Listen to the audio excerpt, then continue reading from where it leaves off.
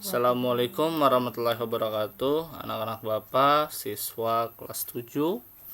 Pada hari ini kita akan mempelajari materi IPA dengan judul materi organisasi kehidupan. Ayo silakan disiapkan buku buku IPA-nya untuk mencatat materi pada kegiatan pembelajaran pada hari ini. Baiklah, kita mulai. Bismillahirrahmanirrahim dari materi yang pertama. Oke. Pada organisasi kehidupan, materi yang pertama yang akan kita pelajari yaitu tingkatan organisasi kehidupan. Jadi, organisme atau makhluk hidup seperti kita, manusia, hewan dan tumbuhan itu disusun oleh bagian-bagian yang kecil penyusun organisme. Nah, organisme atau makhluk hidup itu disusun oleh sistem organ. Sementara sistem organ itu nanti disusun oleh organ-organ. Organ-organ disusun oleh jaringan. Dan terakhir di jaringan itu disusun oleh sel. Sel itu adalah penyusun makhluk hidup yang paling kecil. Gitu. Kemudian kita lihat contoh-contoh gambar. Ya. Yang ini adalah contoh dari jaringan. Nah, jaringan otot nih. Begitu ya. Ini adalah gambar dari otot jantung. Kemudian di sebelahnya lagi ini terdapat gambar jantung, dan terakhir ada gambar jantung dan jaringan peredaran darah. Nah, ini disebut dengan sistem peredaran darah. Jadi dimulai dari jantung dan seluruh jaringan yang organ yang membentuk sistem organ peredaran darah. Begitu. Oke, yang kemudian ini adalah gambar dari organisme. Organisme itu berarti makhluk hidupnya. Di sini dicontohkan makhluk hidupnya adalah manusia. Nah, contoh dari organ yang dipakai di sini adalah berupa hati. Nah, sementara ini adalah jaringan-jaringan penyusun hati, dan yang paling kecil ini adalah gambar dari sel. Oke. Apa itu sel? Nah, kamu catat ya. Sel itu adalah satuan terkecil dari makhluk hidup yang tersusun membentuk jaringan. Gitu. Nah, kemudian balik lagi, apa itu jaringan? Yaitu kumpulan sel sejenis yang mempunyai bentuk-bentuk dan fungsi yang sama. Jadi sel-selnya sama semua nih. Berkumpul, semuanya membentuk satu fungsi yang sama, dia disebut dengan jaringan. Nah, nanti jaringan yang berkumpul dia akan membentuk organ. Organ adalah kumpulan jaringan yang berbeda bentuk dan fungsi. Jadi jaringannya nanti membentuk organ nih. Gitu. Misalkan organ ginjal. Nah, jaringannya nanti ada jaringan pelapisnya yang di luar, ada bagian isinya. Kemudian kumpulan dari organ-organ ini nanti akan membentuk sistem organ. Nah, sistem organ itu merupakan kumpulan organ-organ yang saling bekerja sama melakukan fungsi tertentu. Semisal kayak sistem peredaran darah, berarti semuanya berkumpul, si organnya ini membentuk sistem peredaran darah.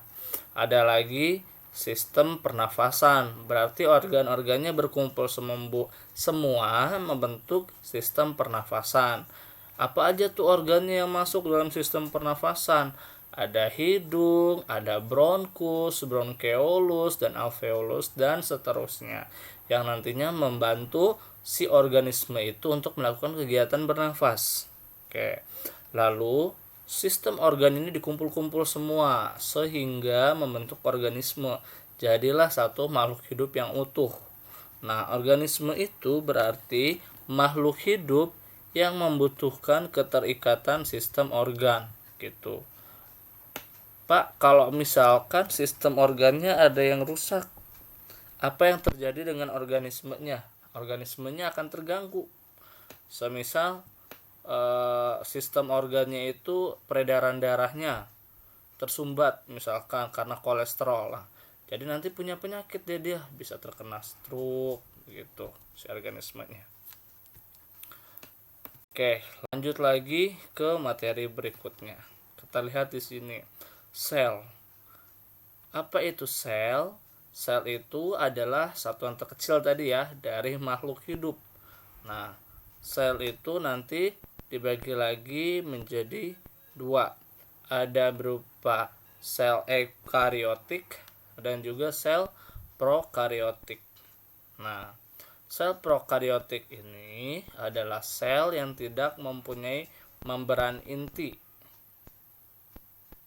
Nah, contohnya adalah bakteri dan ganggang hijau biru. Sementara sel eukariot adalah sel yang mempunyai membran inti.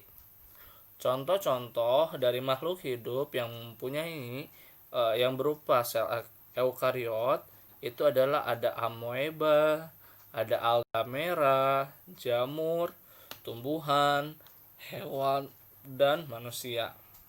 Berarti kita di sini dikatakan sebagai makhluk hidup dengan sel eukariot. Oke. Bagian-bagian selnya nanti ada apa aja? Ada membran sel, sitoplasma, organel, dan inti sel. Oke. Sekarang kita akan melihat bagian-bagian dari sel pada hewan, animal cell. Oke. Di sini ada apa aja? Di sel hewan itu ada lisosom, ribosom, ada membran sel, ada retikulum endoplasma, ada inti sel, ada membran inti dan plasma, ada retikulum endoplasma, ada mitokondria, ada sitoplasma, organel sekresi, dan badan Golgi. Sementara itu, pada sel hewan, kita lihat perbedaannya. Pada sel hewan, nah, kalau sel tumbuhan, sel hewan ini tadi tidak mempunyai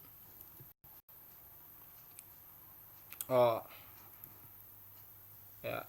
Pada sel hewan, badan-badannya terdiri atas ada vakuola, ada mitokondria, lisosom, sitoplasma, kloroplas. Nah, jadi kalau pada hewan itu ada pada tumbuhan itu ada kloroplasnya ya, yang fungsinya untuk melakukan kegiatan fotosintesis. Ada ribosom, retikulum endoplasma, inti sel atau nukleus, membran inti dan plasma, mempunyai dinding sel, mempunyai plasmodesmata, membran sel, badan Golgi, organel sekresi, dan peroksisom. Nah,